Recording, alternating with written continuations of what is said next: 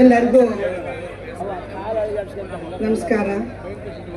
ಕೊಪ್ಪಳ ಮತ್ತು ಭಾಗ್ಯನಗರ ಇದು ಹೋರಾಟ ಸಂದರ್ಭದಲ್ಲಿ ವೇದಿಕೆ ಮೇಲೆ ಉಪಸ್ಥಿತರಿರ್ತಕ್ಕಂಥ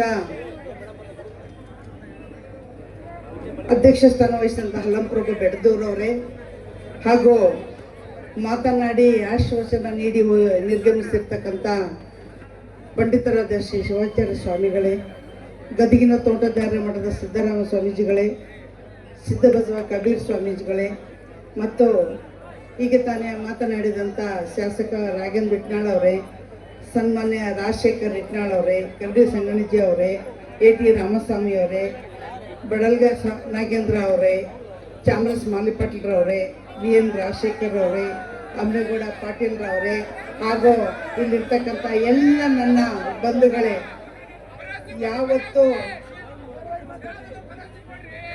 ತಾಳ್ಮೆ ಮನುಷ್ಯನಿಗೆ ಬಹಳ ಮುಖ್ಯ. ಸ್ವಲ್ಪ ತಾಳ್ರಿ. ನೀವು ನನ್ನ ಗುರುತಿಸದೇ ಇದ್ರೂ ಚಿಂತಿಲ್ಲ. ನಾನು ಎಲ್ಲ ಭಾಗ ಹಳ್ಳಿಗಳಿಗೆ ಬಗನಾಳಕ್ಕ ಎಲ್ಲರ ಮನೆಗೆ ಹೋಗಿ ಬಂದ್ಬಿಟ್ಟೆ. ನಾನು 2022 ಮೊದಲೇ MNC ಆಗಿದ ತಕ್ಷಣ ಎತ್ತಿರದ ಸುದ್ದಿ ಪ್ರಶ್ನೆನೇ ಇದು. ಪ್ರತಿಯೊಂದ ಗೃಹಿಣಿಯರು ನನ್ನನ್ನ ಮನೆ ಮನೆಗೆ ಕರ್ಕೊಂಡು ಹೋಗಿ ತೆವಳಿಕೊಂಡು ಬರ್ತಿರ್ತಕ್ಕಂಥ ಮಗುವಿನ ನೋಡಿದ್ದೇನೆ. ನೀರಿನ ಮೇಲೆ ಅರ್ಧ ಇಂಚು ಕುಂತಿರ್ತಕ್ಕಂಥ ಕರಿ ಬೂದಿಯನ್ನು ನೋಡಿದ್ದೇನೆ. ಸತತ ಶೀತ ನೆಗಡಿ ಕೆಮ್ಮಿನಿಂದ ಬಳಲ್ತಕ್ಕಂಥ ಮಹಿಳೆಯರನ್ನೆಲ್ಲ ನೋಡಿದ್ದೇನೆ. ಅದನ್ನು ನೋಡಿದ ನಂತರ ಆ ವರದಿಯನ್ನ ನಾನು ತೆಗೆದುಕೊಂಡು ಹೋಗ್ಲಿ, ಕೊಪ್ಪಳದಲ್ಲಿ ಎಷ್ಟು ಕಂಪನಿಗಳಿದಾವೆ, 202 ಅಂತ ಬಂತು ವರದಿ. ಎಲ್ಲಿದ್ರಣ್ಣ ಅವಾಗ ನೀವೆಲ್ಲ?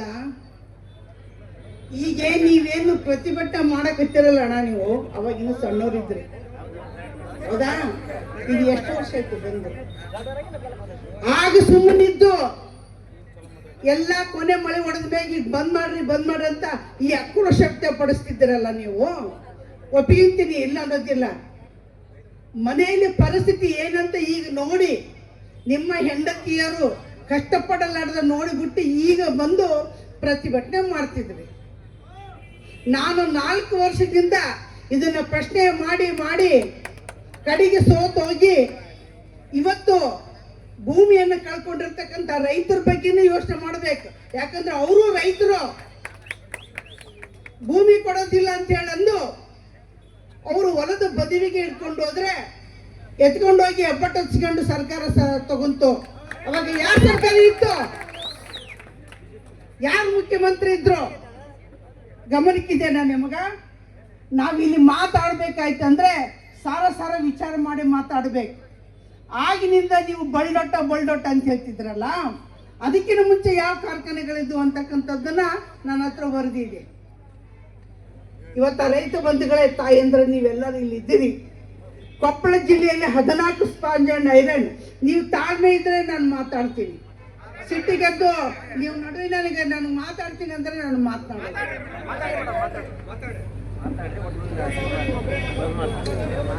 ಅಣ್ಣ ಥ್ಯಾಂಕ್ಸ್ ಅಣ್ಣ. ಕೊಪ್ಪಳ ಜಿಲ್ಲೆಯಲ್ಲಿ ಒಟ್ಟು 14 ಸ್ಪಾಂಜ್ ಅಂಡ್ ಐರನ್ ಉತ್ಪಾದಕ ಘಟಕಗಳು ಕಾರ್ಯನಿರ್ವಹಿಸುತ್ತಿವೆ ಎಂದು ಬೃಹತ್ ಕೈಗಾರಿಕಾ ಸಚಿವರು ವರದಿ ನೀಡಿದ್ರು ನನಗೆ. ನಾನು ಮೊದಲ ಸಲ ಪ್ರಶ್ನೆ ಕೇಳಿದಾಗ, ಅಣ್ಣ ಈ ಕಂಪನಿಗಳಿಂದ ಆಗುತ್ತಿರುವ ಮಾಲಿನ್ಯದ ಪರಿಣಾಮಗಳು ಅಧ್ಯಯನ ಮಾಡಲು ತಜ್ಞರ ತಂಡ ರಚನೆ ಮಾಡಲಾಗಿತ್ತು ಅಂತಂದಾಗ 2ನೇ ಸಲ ನನಗಿದು ಉತ್ತರ ಹೇಳಿದ್ರು.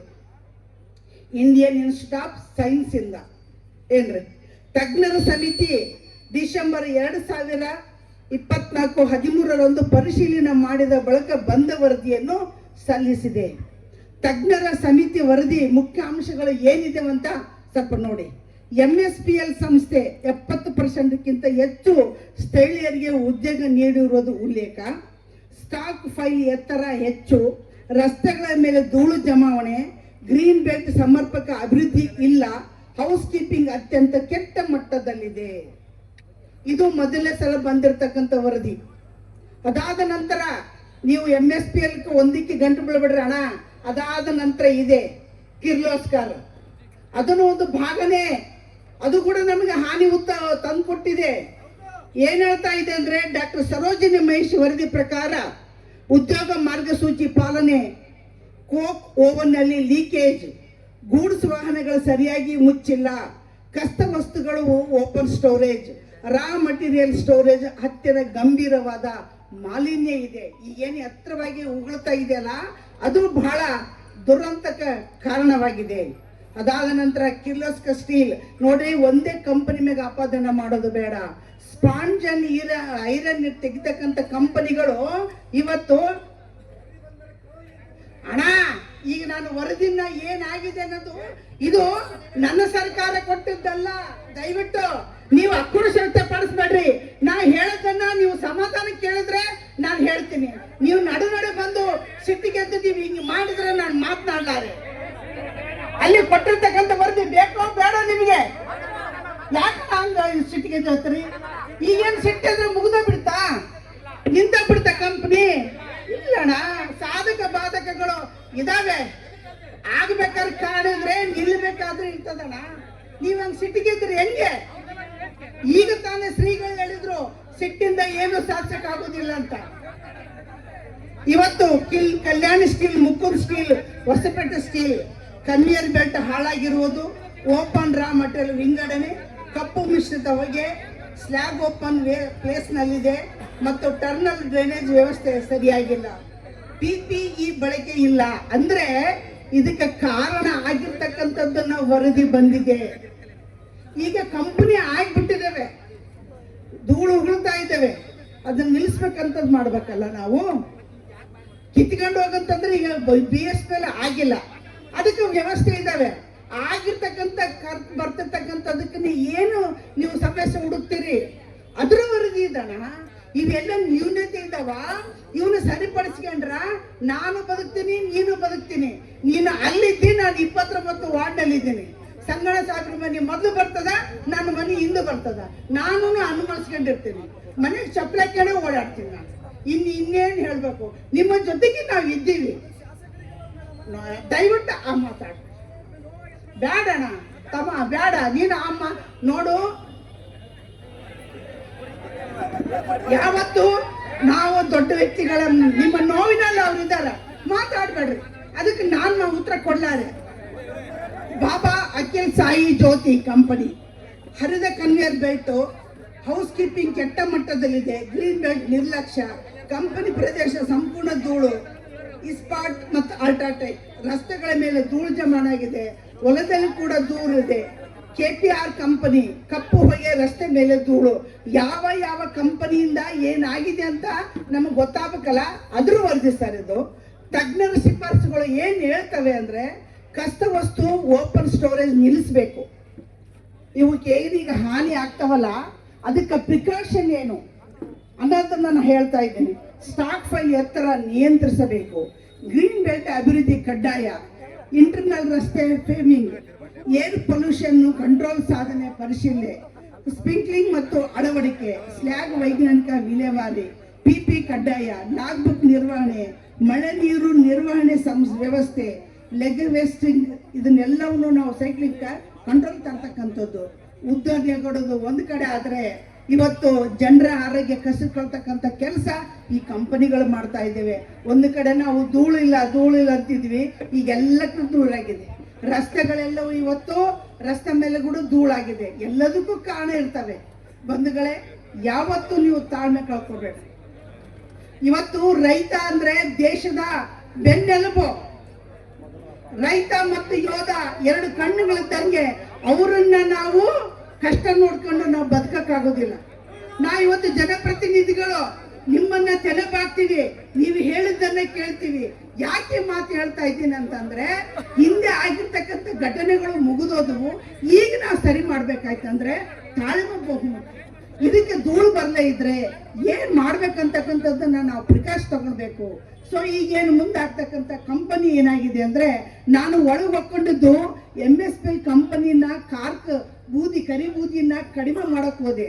ಅದಾದ ನಂತರ ಇದಕ್ಕೆ ಹೊಸ ಕಂಪನಿಯನ್ನ ಟೈಅಪ್ MB ಪಾಟೀಲ್ ಮಾಡ್ಕೊಂಡ್ರು. ಅವ್ರು ಹೇಳ್ತಾ ಇದ್ದಾರೆ, ನಾನು ಜನವಿರೋಧಿ ಅಲ್ಲ, ನನಗೂ ಮನುಷ್ಯತ್ವ ಇದೆ, ವ್ಯಕ್ತಿತ್ವ ಇದೆ.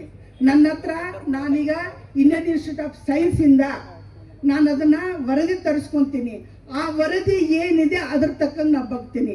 ನಾನು ಬರ್ತೀನಿ ಕೊಪ್ಪಳಕ್ಕೆ, ನಮ್ಮ ಶ್ರೀಗಳನ್ನು ಭೇಟಿ ಆಗ್ತೀನಿ ಅಂತ ಅವರು ನನ್ನ ಹತ್ರ ಲಾಸ್ಟ್ ನಾನು ಪ್ರಶ್ನೆ ಮಾಡಿದಾಗ ಹೇಳಿದರು. ಬಂಧುಗಳೇ, ನಾವು ಯಾವತ್ತೂ ಒಂದು ಕೆಟ್ಟದಾಗಿದೆ ಅಂತಂದರೆ ಅದನ್ನು ನಿಲ್ಲಿಸ್ತಕ್ಕಂಥದ್ದಿದ್ದರೆ ನಾವು ಈ ಥರ ನಾವು ಸಿಟ್ಟಿಗೆ ಹೇಳ್ತಕ್ಕಂಥದ್ದು. ನೀವು ಸಿಟ್ಟಿಗೆ ಹೇಳ್ತೀರಿ, ಅದು ಹಿಂದೆ ನಿಮ್ಮ ತಂದೆ ತಾಯಿ ಅಂದರು ಹೊಲ ಕೊಟ್ಟಾಗ ಅವಾಗ ನೀವು ಎಲ್ಲಿದ್ರಪ್ಪ? ಏನಣ್ಣ ಹಿಂಗೆ ಮಾತಾಡ್ತಾರೆ, ಸುಮ್ಮನೆ ಬಿಡ್ರಿ. ನನಗೆ ಗೊತ್ತದ, ನಾನು ತಲೆ ಬೆಳಗಾಯ್ತು, ನಾನೇ ರಾಜಕೀಯ ಮುದುಕಿ ಆದೆ. ಯಾವ ಸರ್ಕಾರ ಹಿಂದಕ್ಕೆ ಇದ್ರ ವಿರುದ್ಧ ಸಂಗಣ್ಣ ಕಳಿ ಅವ್ರ ಜೊತೆಗೆ ಯಾಕೆ ಸರ್ ಎಲ್ಲಿದ್ದಾರೆ ಸಂಗಣ್ಣ ಸರ್? ಅವ್ರ ಜೊತೆಗೆ ನಾನು ಪ್ರತಿಭಟನೆ ಮಾಡಿದ್ದೀವಿ. ಯಾಕೆ ಸರ್ ಪ್ರತಿಭಟನೆ ಮಾಡಿದ್ದೀವಿ? ಅವಾಗಿದ್ದ ಇದೆ, ಇನ್ನೊಂದು ತನಗಿಲ್ಲ. ಯಾವ ಜನಪ್ರತಿನಿಧಿಗಳು ನಿಮಗೆ ಕೆಟ್ಟದ್ದು ಬಯಸೋದಿಲ್ಲ. ನೀವಿದ್ರೆ ನೀವೇ ನಮ್ಮ ಪಿಲ್ಲರ್ಗಳು. ನೀವು ನಮ್ಮನ್ನ ಇಲ್ಲಿ ಕೂಡಿಸಿ ಕೊಡಿಸೋದಕ್ಕೆ ಯೋಗ್ಯತೆ ಕೊಟ್ಟಿರೋರು ನೀವು. ನಿಮ್ಮನ್ನು ಬಿಟ್ಟು ನಾವಿದ್ದೀವ. ಇಷ್ಟೇ, ತಾಳ್ಮೆ ತಂದ್ಕೊಳ್ಬೇಕು. ಯಾವತ್ತು ಹೋರಾಟಕ್ಕೆ ನಮ್ಮ ಸಂಪೂರ್ಣ ಬೆಂಬಲ ಇದೆ. ಹೋರಾಟ ಮಾಡ್ತೀವಿ. ಹೋರಾಟ ಮಾಡಿ ಇವತ್ತು ಯಾವುದೊಂದು ಒಂದು ವಸ್ತುಗೆ ಬೆಲೆ ಬರಬೇಕು, ನಮ್ಮ ಜೀವನಕ್ಕೆ ಬೆಲೆ ಬರಬೇಕಂದ್ರೆ ಇವತ್ತು ಹೋರಾಟ ಬೇಕು. ಯಾಕಂತಂದರೆ ಹಸಿತಂದ್ರೆ ಮಗು ಅಳುತ್ತದೆ, ಆಗ ತಾಯಿ ಹಾಲು ಕೊಡ್ತಾಳೆ. ಅದೇ ಥರ ನಿಮಗೇನು ತೊಂದರೆ ಆಗಿದೆ ಅಂತ ಈಗ 1 ವರ್ಷದಿಂದ ಇಲ್ಲಿವರೆಗೂ ಪ್ರತಿಭಟನೆ ಮಾಡಿದ್ರಿ. ಇವತ್ತು ಕೂಡ ಬೃಹತ್ ಪ್ರತಿಭಟನೆ ಮಾಡಿರಿ. ಸರ್ಕಾರಕ್ಕೆ ಚುರುಕು ಮುಟ್ಟಿದೆ. ಇಲ್ಲಿ ಏನಾಗಿದೆ ಅಂದರೆ ಕೇಂದ್ರ ಸರ್ಕಾರ ಒಪ್ಪಿಗೆ ಕೊಟ್ಟಿದೆ, ರಾಜ್ಯ ಸರ್ಕಾರ ಇದು ನಮ್ಮಲ್ಲಿ ನಾವು ಕೆಸರು ಎಡ್ಸಾಟತಕ್ಕಂಥ ಕೆಲಸ ಮಾಡೋದಿಲ್ಲ. ಅಲ್ಲಿ ಎನ್ವಿರಾನ್ಮೆಂಟ್ ವರದಿ ಏನೋಗಿದೆ, ನಿಮ್ಮ ಮಗಳಿಂದ ಏನು ನೀವು ಹೋಗಿ ಹೆಬ್ಬಟ್ಟು ಹೊತ್ತಿರಲ್ರಪ್ಪ ಕನಗವಲ್ಲಿ ಬೀಸಿದ್ದಾಗ ನಿಮ್ಮ ಗಮನಕ್ಕಿದೆಯಾ? ಇದೆಯಾ ನಿಮಗ? ಅವರು 800 ಜನರನ್ನ ಸೇರಿಸಿ ನಾವು ಹಿಂಗೆ ಬರ್ತದೆ ಕಾರ್ಖಾನೆ ಅಂತ ಹೇಳಿದ್ದೀವಿ, ಅವರು ಒಪ್ಪಿಗೆ ಕೊಟ್ಟು ಹೆಬ್ಬಟ್ಟು ಹೊತ್ತಿದ್ದಾರೆ ಅಂತಕ್ಕಂಥ ಪ್ರತಿವತ್ತು ನನ್ನ ಹತ್ರ ಇದೆ. ಅಲ್ಲಿ ಏನು ಅಬ್ಜೆಕ್ಷನ್ ಬಂದಿಲ್ಲ, ಅದು ಸಾರಂಗಿ ಪಾಸ್ ಆಯಿತು. ಎನ್ವಿರಾನ್ಮೆಂಟ್ ರಿಪೇರು ಯಾವುದು ಯಾರು ತಕರಾರಿಲ್ಲ, ಅಲ್ಲಿ ಪಾಸ್ ಆಯಿತು. ನೀವು ಅವಾಗ ಸುಮ್ಮನೆ ಕೂತೀರಿ.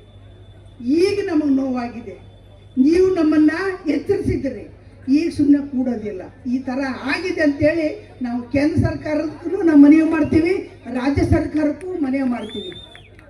ಆ ಮನೆಯನ್ನು ನಾವು ಮಾಡಿಬಿಟ್ಟು ನಿಮಗೆ ನಾವು ತಕ್ಕದಾಗಿರ್ತಕ್ಕಂಥ ಕೆಲಸ ಮಾಡ್ತೀವಂತ ನಾನಿವತ್ತು ನನ್ನ ಒಂದು ಹೋರಾಟಕ್ಕೆ ನಿಮ್ಮಲ್ಲಿ ನಾನು ಒಬ್ಬಳಾಗಿ ನಾನು ಮಾತು ಕೊಡ್ತಾ ಇದ್ದೇನೆ. ಧನ್ಯವಾದಗಳು. ನಿಮ್ಮ ಹೋರಾಟಕ್ಕೆ ನಾನು ಯಾವತ್ತೂ ಕೂಡ